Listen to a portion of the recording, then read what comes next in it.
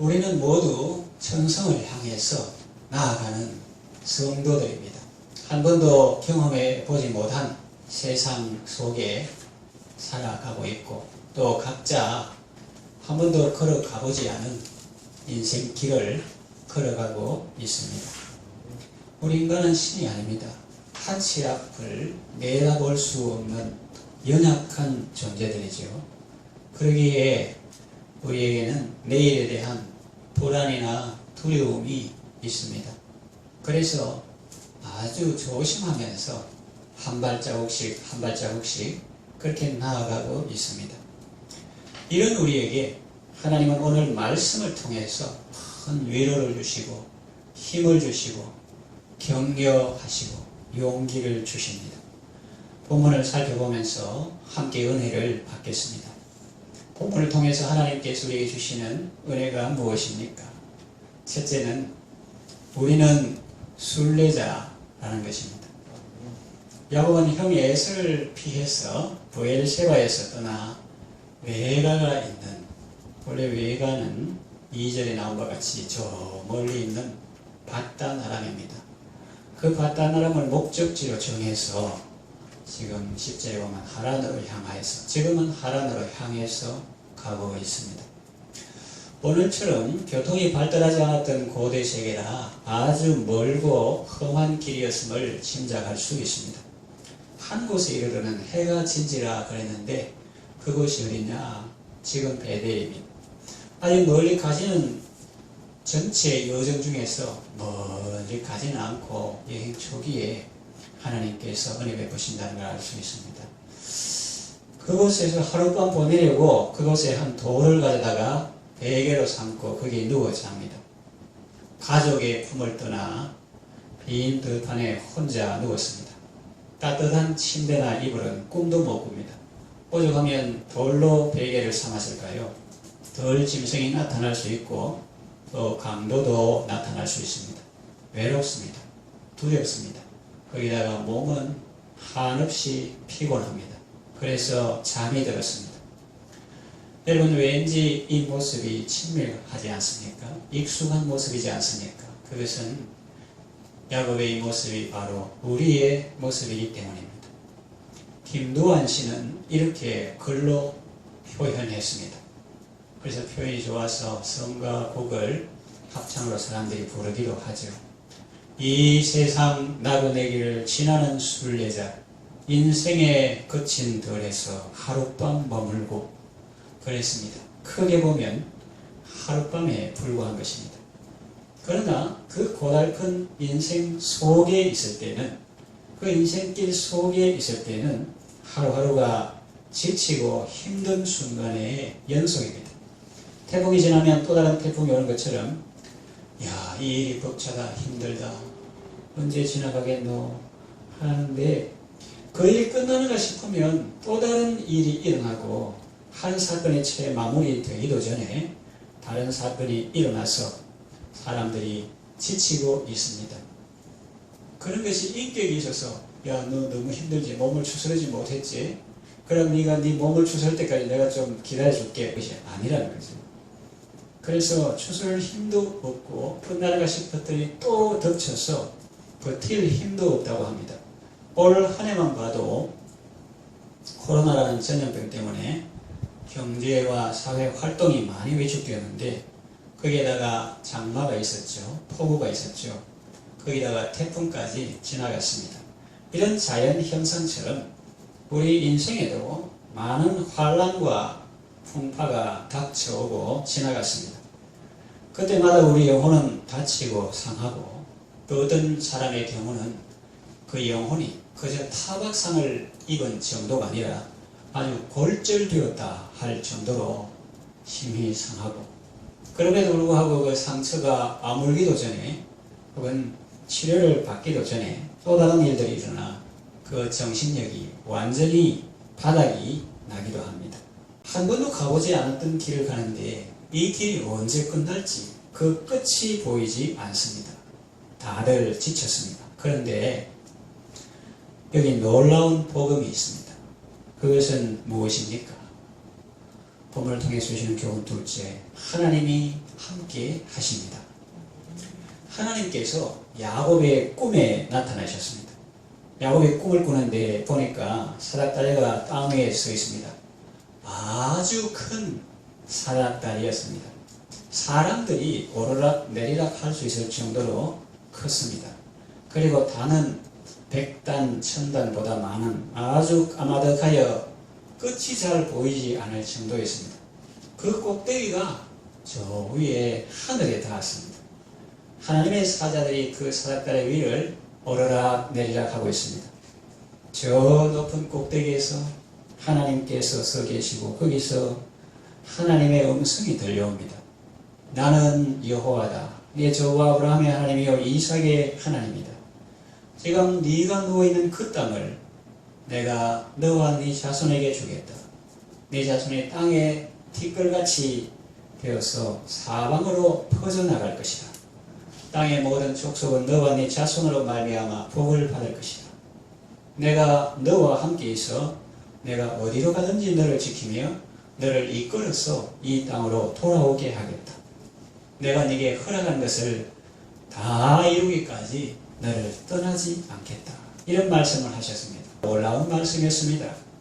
이 말씀은 외로움과 두려움에 가득한 야곱에게 꼭 필요한 말씀이었습니다.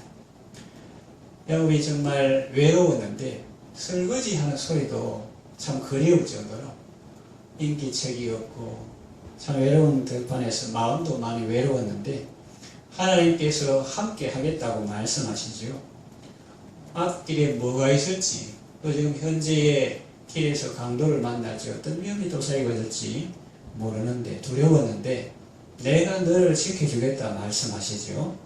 아직 갈 길이 멀고 무슨 일을 만날지도 모르는데 내가 어디로 가든지 내가 너를 지켜주겠다 말씀하시죠. 그뿐입니까? 내가 너를 이끌어 이 땅으로 돌아오게 하겠다. 그리고 내가 네게 허락한 것을 다 이루기까지 너를 떠나지 않겠다 말씀하신 것입니다. 야곱은 하나님의 말씀을 듣고 그 마음이 얼마나 안심이 되고 든든해졌을까요? 오늘 우리가 이 광야와 같은 세상을 지나는 나그네와 순례자로서 지금 내가 처해 있는 환경이 불안할 수도 있고 두려움도 있을 것입니다. 그러나 우리가 기억해야 할 것이 있습니다. 이 모든 상황은 다 하나님께서 보고 계시고 다 하나님의 통제 아래에 있다는 것입니다. 겉으로 보면 혼란스럽게 보이지만 그 속에 하나님은 분명히 살아 계십니다.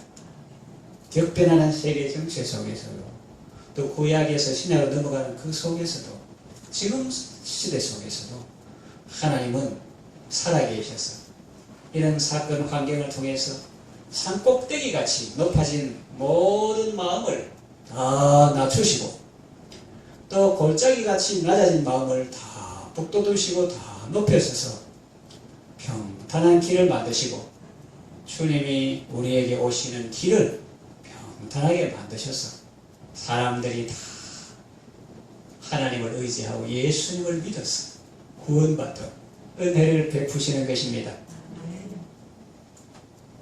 그런데 야곱이 불안하고 두려워했던 것은 하나님께서 함께하고 계신다는 사실을 깨닫지 못했기 때문입니다.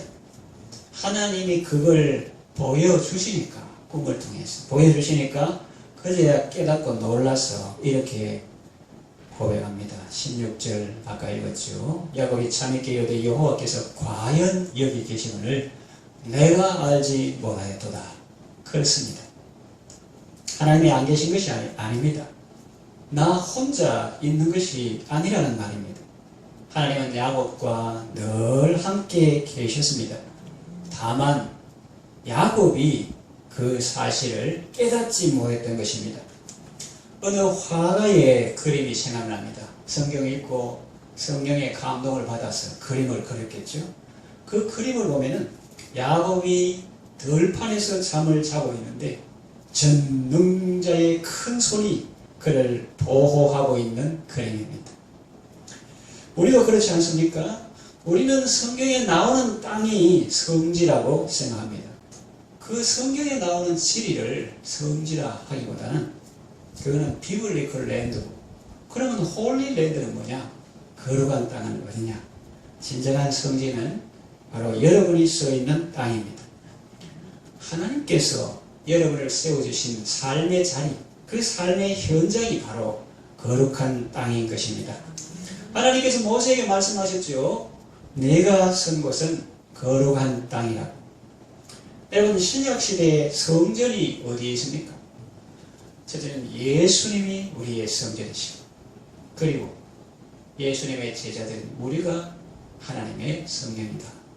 성경에 너희가 하나님의 성전인 것과, 왜? 성령님이 거하시니까. 성령님이 거하시니까 하나님의 집이고 성전이다 하는 거예요. 건물은 교회당이고요. 너희가 하나님의 성전인 것과 하나님의 성령이 너희 안에 거하시는 것을 알지 못하느냐, 그렇게 말씀하십니다. 그러니까 여러분의 가정과 일터가 하나님의 집이요 하늘의 문인 것입니다. 할렐루야. 다윗은 베델에서 잠들기 전과 그 후에 사람이 달라졌습니다. 이 꿈에 하나님을 보기 전에는, 말씀을 듣기 전에는 그래도 인간인지라 우울하고 불안하고 두려움이 가득한 상태였습니다. 그러나 이제는 기쁘고 즐겁고 감사하고 평안합니다. 하나님께서 그런 엄청난 말씀을 들려주셨거든요. 아주 담대해졌습니다. 그런데 다른 사람이 볼 때는 그의 주변 환경이 변한 것은 아무것도 없습니다. 여전히 그 하늘과 그 땅이고, 이제 배달이 벗지, 우리 표현을 하면 하나 짊어진 지팡이진 나그네 하나뿐인데 상황 달라진 건 아무것도 없어요. 변한 것은 오직 야곱 자신입니다. 그가 임마누엘의 은총을 깨달았기 때문입니다. 하나님은 우리의 환경을 바꾸어 주시기도 하지만 때로는 우리에게 깨달음을 주셔서 믿음으로 상황을 바라보게 하시고 승리의 삶을 살게 하십니다. 자, 그렇다면 우리는 어떻게 살아야 하겠습니까? 본문을 통해 주시는 세 번째 교훈은 하나님을 바라보아야 합니다. 우리가 이 성경 읽을 때 늘 부러워하는 것이 있습니다. 이야, 야곱은 좋겠다. 꿈에 하나님도 보고 또 그 하나님의 그 말씀, 위로와 또 용기를 주는 필요 적절한 말씀을 들어가지고 너무 좋겠다. 그런 생각을 하죠. 그러나 사실 저와 여러분은 야곱보다 훨씬 더 행복한 사람들입니다. 성경이 어떤 시절에 야곱은 꿈에 하나님을 보고 그 말씀을 들었죠. 꿈의 말이에요. 우리는 꿈보다 더 확실한 계시의 말씀을 통해서, 다시 말하면 성경 말씀을 통해서 하나님의 분명한 말씀을 들을 수 있습니다. 몇 가지만 볼까요? 마태복음 28장 18절과 20절에 보면은 하늘과 땅의 모든 권세를 내게 주셨다. 볼지어다 내가 세상 끝날까지 너희와 항상 함께 있으리라. 꿈에 잠시 보고 또 잊어버리는 그런 것보다도 우리의 구속을 완성하신 주님이 부활하시고 승천하시기 전에 제자들에게, 우리에게 하신 그 말씀, 그리고 여호수아 1장 5절에 내가 너를 떠나지도 아니하고 버리지도 않겠다, 그렇게 말씀하셨습니다. 그리고 유다서 1장 24절과 25절에는 아주 확실하게 분명하게 못을 받고 있습니다. 능히 너희를 보호하사 거침이 없게 하시고 너희로 그 영광 앞에 흠이 없이 기쁨으로 서게 하실 이 곧 우리 구주 홀로 하나이신 하나님께 우리 주 예수 그리스도로 말미암아 영광과 위엄과 권력과 권세가 영원전부터 이제와 영원토록 있을지어다. 하나님은 이와 같은 능력과 이와 같은 사랑으로 우리와 함께 하시는데, 그 문제는 뭡니까?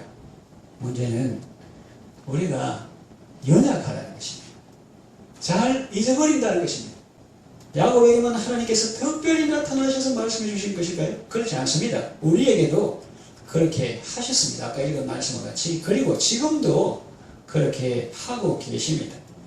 하나님께서 그 큰 사랑으로 언제나 우리를 일깨워주시고 사랑으로 말씀해 주심에도 불구하고 우리는 그것을 쉬이 잊어버립니다. 그러면 어떻게 해야 될까요? 그래서 우리가 곡조 있는 기도를 드리죠. 기도를 드리는데 곡조를 넣어서 이렇게 기도합니다. 주 예수 크신 사랑 늘 말해 주시오. 내 기억 희미하여 자꾸 잊어버린다. 아침에 이슬과 같이 뭐 있나 싶을 때 했던 거 없어지는 것처럼 자꾸 잊어버리니까 하나님이 분명히 함께 하시고 능력으로 함께 하시고 말씀으로 약속하시고 맹세까지 하셨는데도 이 내가 자꾸 아침에 이슬방울 쉬사람진같이 내 기억 희미하여 참 잊어버립니다. 주 예수 크신 사랑 늘 말해주시오. 이렇게 우리가 기도 드리는 것 아니겠습니까? 그러니 여러분 성령님께 기도하십시오. 내 눈을 열어서 보게 해달라고 기도하고 내 귀를 열어서 듣게 해달라고 구하십시오. 무엇보다 성경을 읽으시고 하나님의 말씀을 들으십시오. 여러분 그리스도의 말씀을 듣는 것만큼 믿음이 생깁니다. 하나님의 음성을 듣는 것만큼 평안함과 담대함을 얻게 될 것입니다. 그러니 여러분 하나님의 말씀인 성경을 읽으십시오. 자주 읽으시고 부지런히 읽으시고 많이 읽으시기 바랍니다. 이제 말씀을 정리하며 마치겠습니다. 이 광야와 같은 세상을 살아가는 사람에게 주변 환경이 어려울 수 있습니다. 사막과 같다. 완전히 빈 들판과 같다. 그런 느낌을 가질 때가 있습니다. 그러나 주변 환경보다 더 큰 문제는 하나님의 사람에게 하나님의 말씀이 없는 것입니다. 하나님의 말씀은 사막의 오아시스와 같습니다.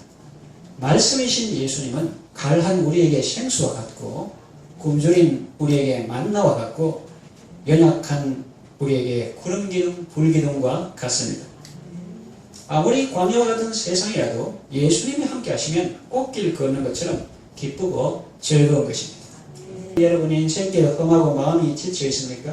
살아갈 용기마저 없어지고 있습니까? 하나님을 가까이 하십시오. 예수님 앞으로 나아가십시오.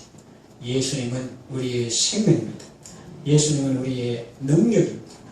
아까 말한 것처럼 영혼이 타박상 입은 정도가 아니라 아예 골절될 것 같은 그런 심각한 상태에 있다 할지라도 주님 앞에 나아가면 주님께서 그 사랑과 능력의 손으로 우리의 영혼을 치유해 주시고 상처 입은 여러분을 고쳐 주십니다.